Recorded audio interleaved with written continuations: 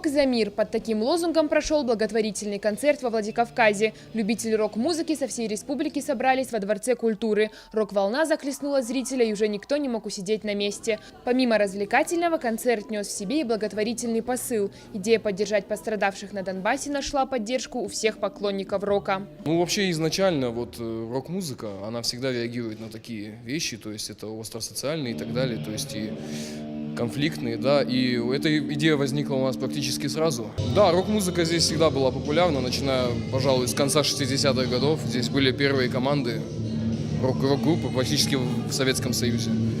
И, как видите, по количеству людей в зале, очень даже популярно. На одной сцене выступили рок-группы из Северной Осетии, Чеченской Республики и Кабардино-Балкарии. Всего 9 коллективов. Во многих песнях исполнители затрагивали важные темы.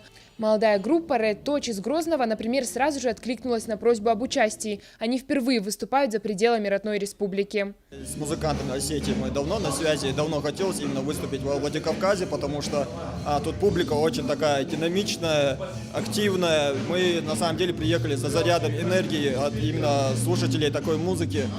Ну, а надо ли проводить такие мероприятия? Конечно, надо. Это же благотворительность, и эти деньги пойдут в помощь жителям Донбасса, и дети какую-то помощь от этого получат.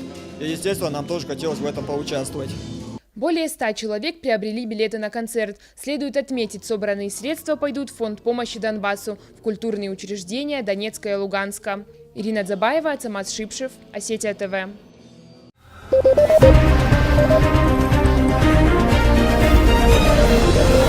Thank you.